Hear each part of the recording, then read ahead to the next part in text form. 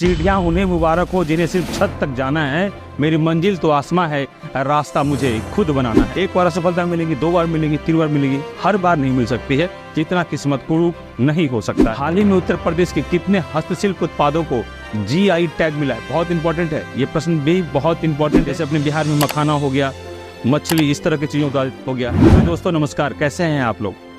मैं रवि प्रकाश, आप लोगों का डिस्कवरी एकेडमी के यूट्यूब परिवार में हार्दिक स्वागत है, वंदन है और क्रांतिकारी इस्तेकबाल है। जैसा कि आप लोग सभी जानते हैं, आज फिर करंट के नए सेशन को लेकर आए और ये करंट आपके भारत के हिंदी पट्टी राज्य में जितने भी हिंदी बेल्ट में आते हैं उन सभी राज्यों में यह करंट आपके लिए बहुत उपयोगी सिद्ध होगा।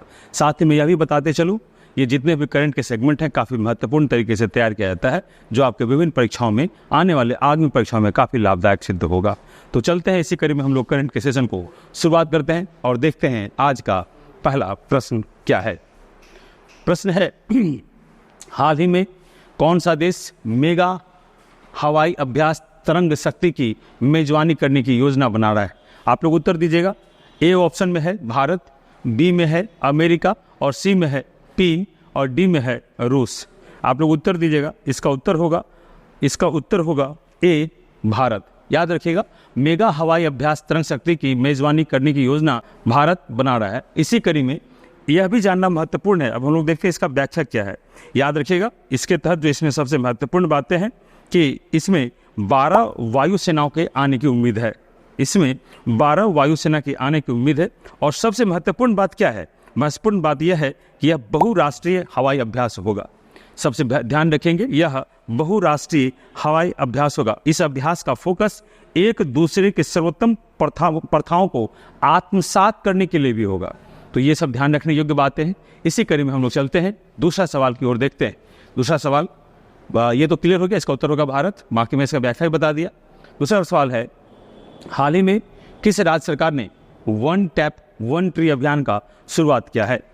ऑप्शन देखिएगा, मध्य प्रदेश, उत्तर प्रदेश, हरियाणा और राजस्थान। मध्य प्रदेश, उत्तर प्रदेश, हरियाणा और राजस्थान। आप लोग इसका उत्तर दीजिएगा। इसका आप लोग उत्तर देखिए क्या होगा, सभी लोग उत्तर दीजिए। इसका उत्तर होगा उत्तर प्रदेश। इसका उत्तर क्या होगा? इसका उत्तर होगा उत्तर प्रदेश। अब हम लोग देखते हैं इस प्रश्न का व्याख्या और एग्जाम में क्या क्या पूछने की संभावना है। चलिए देखते हैं इसका व्याख्या। याद रखेंगे, ये वन टैप वन ट्री अभियान शुरू करने का मुख्य उद्देश्य ग्रामीण क्षेत्र में पीने वाले योग्य नल पानी की व्यवस्था से संबंधित है। साथ ही साथ यह राज्य के हरित आवरण को भी बढ़ावा देगा। याद रखिएगा, उत्तर प्रदेश सरकार 1 जुलाई से 7 जुलाई के बीच इसमें 5 लाख पौधे लगाने की व्यवस्था कर रहा है। ये भी बहुत महत्वपूर्ण है, इसको हम लोग ध्यान में रखेंगे। क्वेश्चन नंबर 3 की ओर बढ़ते हैं। हाल ही में वर्ल्ड क्रिकेट में पारियों के मामले में सबसे तेज 9000 रन बनाने वाले दूसरे बल्लेबाज कौन बने हैं? याद रखेंगे, इसका उत्तर स्टीव स्मिथ, कुमार संकारा, विराट कोहली, इनमें से कोई नहीं। इसका उत्तर होगा स्टीव स्मिथ। इसका उत्तर होगा स्टीव स्मिथ। इसी कड़ी में हम लोग आगे देखेंगे दूसरे प्रश्न को। दूसरा प्रश्न है, हाल ही में एशियन चैंपियनशिप 2023 फाइनल में किस देश को हराकर खिताब भारत ने जीता है? ऑप्शंस जापान, इंग्लैंड, ईरान और श्रीलंका। इसका उत्तर होगा ईरान। याद रखिएगा, ईरान। इसके संदर्भ में भी हम लोग इसकी व्याख्या को थोड़ा देखते हैं, क्योंकि चैंपियनशिप है, एशियन चैंपियनशिप 2023 है। इसी के अकॉर्डिंग इसको यह देखना और जानना काफ़ी आवश्यक है कि इसमें क्या क्या महत्वपूर्ण तत्व हैं और क्या क्या पूछा जा सकता है। सबसे पहले याद रखिएगा, ये जो हो कोरिया गणराज्य में आयोजित हुआ था। कोरिया गणराज्य में हुआ था 2023 में। फाइनल में ईरान को 42-32 के स्कोर से हराया था। यह भी बहुत महत्वपूर्ण है और 9वां संस्करण था। भारत का यह 8वां चैंपियनशिप खिताब था। ये बहुत इंपॉर्टेंट है, ये आप लोग ध्यान में रखिएगा। ये भारत का 8वां चैंपियनशिप खिताब है और साथ ही साथ भारत के कप्तान पवन सहरावत थे। ये भी याद रखिएगा, भारत के कप्तान कौन थे? पवन सहरावत थे। ये भी बहुत महत्वपूर्ण है। नेक्स्ट हम लोग देखेंगे क्वेश्चन नंबर 5 है, हाल ही में मार्च 2023 के अंत में भारत का विदेशी ऋण बढ़कर कितना बिलियन हो गया है? ऑप्शन देखिए, ये काफ़ी महत्वपूर्ण प्रश्न है और आप लोग इसका ध्यान रखिएगा। 619.1 बिलियन, 624.7 बिलियन, 710.25 बिलियन और इनमें से कोई नहीं। इस प्रश्न का उत्तर होगा 624.7 बिलियन। इसका उत्तर होगा 624.7 बिलियन। ये काफ़ी इंपॉर्टेंट है, ये भी हम लोग ध्यान में रखेंगे। नेक्स्ट क्वेश्चन देखने से पहले कुछ मोटिवेशनल स्पीच है कि सीढ़ियाँ उन्हें मुबारक हो जिन्हें सिर्फ छत तक जाना है, मेरी मंजिल तो आसमां है, रास्ता मुझे खुद बनाना है। कहने का तात्पर्य है मेहनत से। कुल मिलाकर हर केंद्र में क्या है भाइयों, मेहनत है। दोस्तों, आप जितना लगन से अपने मेहनत को लगाएंगे, मेहनत करेंगे, आप अपनी उतनी जल्दी ही अपनी सफलता को प्राप्त करेंगे। वो कहते हैं ना कि संकल्प का कोई विकल्प नहीं होता। अगर आप मेहनत करने की आदत है तो आप कभी असफल हो ही नहीं सकते हैं। एक बार असफलता मिलेगी, 2 बार मिलेगी, 3 बार मिलेगी, हर बार नहीं मिल सकती है। जितना किस्मत कुरूप नहीं हो सकता है। इसी कड़ी में हम लोग नेक्स्ट क्वेश्चन की ओर बढ़ेंगे और क्वेश्चन नंबर 6 को देखेंगे। हाल ही में उत्तर प्रदेश के कितने हस्तशिल्प उत्पादों को GI टैग मिला है? बहुत इंपॉर्टेंट है ये प्रश्न, भी बहुत इंपॉर्टेंट है।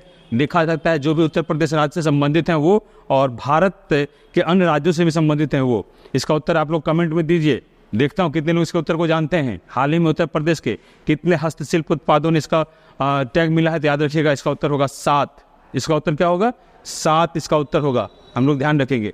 GI टैग की विशेषता क्या होती है? जो उस क्षेत्र का संबंधित महत्वपूर्ण तत्व होता है उसको यह खिताब प्राप्त होता है नहीं? जैसे अपने बिहार में मखाना हो गया, मछली, इस तरह की चीज़ों का हो गया, है ना। जैसे खाजा को मिला है, सिलाव के खाजा को GI टैग मिला है। ये सब काफ़ी महत्वपूर्ण तत्व है। क्वेश्चन नंबर 7 की ओर देखते हैं। फीफा पुरुष फुटबॉल रैंकिंग में भारत किस स्थान पर पहुंच गया है?